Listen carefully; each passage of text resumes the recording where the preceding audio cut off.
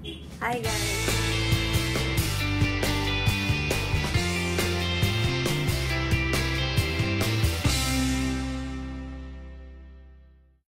Kahapon nag-grocery ako and napunta din ako sa North Brand. So meron akong mga nabibili doon or nabili doon na nagustuhan ko. Kaya why not na i-share ko sa inyo kung ano yung mga bago kong nakita na gustong itry. So kayo ba nakatry na kayo sa No Brand? Lagi akong sabi North Brand. No Brand, di ba? No Brand. So ayan. This is not sponsored guys. Sinishare ko lang.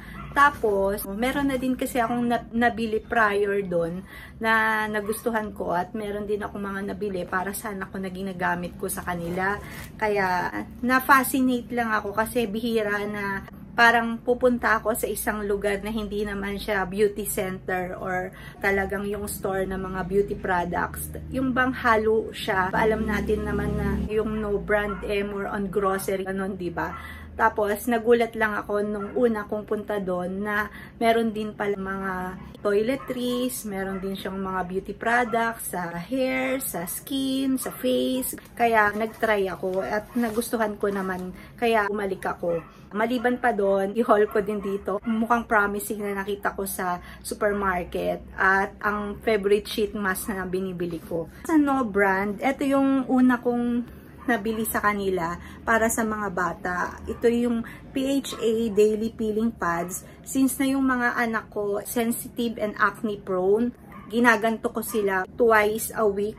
Tapos gagamitan ko sila ng niacinamide and yung calming moisturizer ng Pyongkang Yul. Sa skin ko, mas more na nagwo-work ako sa skin nila, lalo na dun sa bunso ko na si Iya dahil nasa puberty stage siya, ganon. So, maliban sa facial ko siya ng anti-acne facial, is ginagantuhan ko din siya. Kasi hindi naman ako kumuha ng gamot dun sa derma kasi nga since na meron naman akong ginagamit sa kanila. So, ito is PHA Daily Peeling Pads. Wala akong pang tweezer. Pakita ko na lang. So, ganito lang siyang kanipis.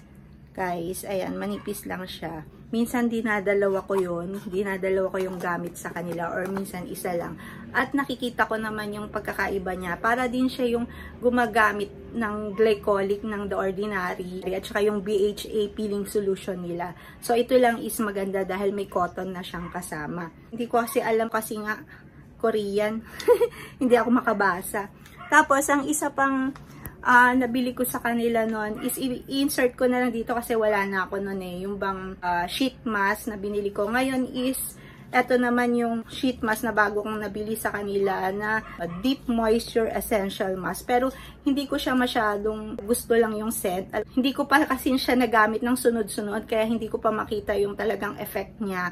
Pero yung scent, medyo off ako sa scent niya. Tapos eto naman yung cotton pads. Eto, mas mura-mura dun sa No Brand kesa dun sa ginagamit ko. Kaya, try ko kung maganda din. Meron ako nagamit sa kanila. Alam nyo naman na masyado akong after sa hair care ngayon, guys. Months ago, I think 6 months ago ba yun, meron ako nagamit sa kanila na conditioner, which is hindi ko in-expect na ganun yung result, na talagang parang nag-i-strengthen yung hair ko. Or syempre, alam naman natin na maliban doon sa mga ginagamit natin na beauty products, na importante din yung lifestyle, no? Pati yung nutrition, kung ano yung food intake. Pero, basta napansin ko lang, pwedeng dahil sa okay ang mga nutrition ko noon, or hindi ako gano'n nagpupuyat noon na nakakakos ng hair fall at nag-strengthen mabuti yung hair ko. Pero ganun pa man, nung ginagamit ko siya, parang napansin ko na mas na-less yung hair fall ko.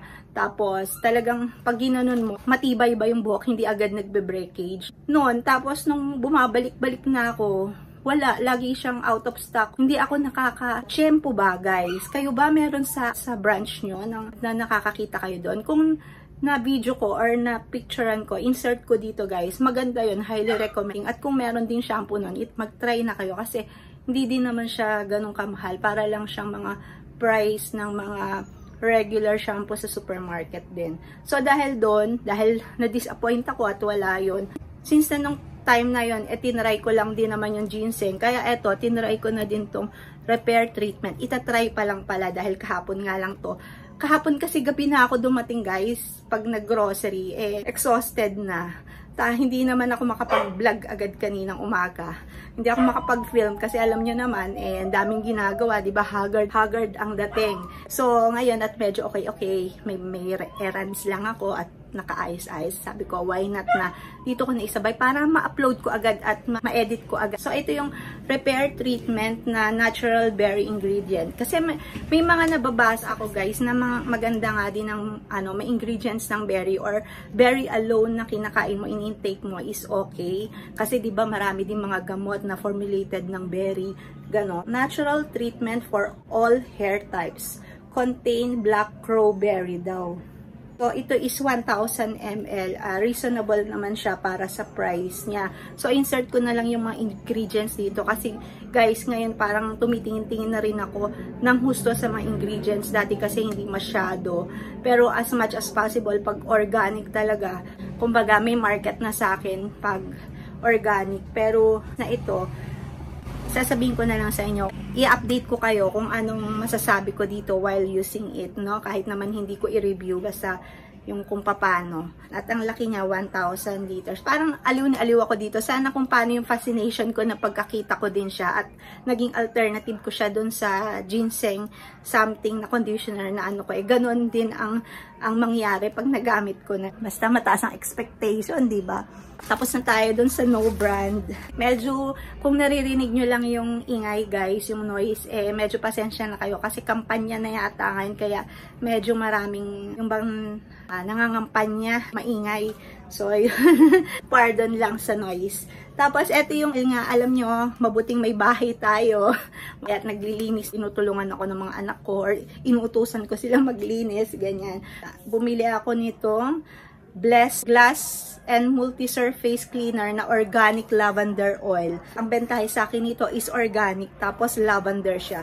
Baka sakaling pag ini-spray ko siyang ganun sa glass, nakakasuting naman yung amoy at lavender scent.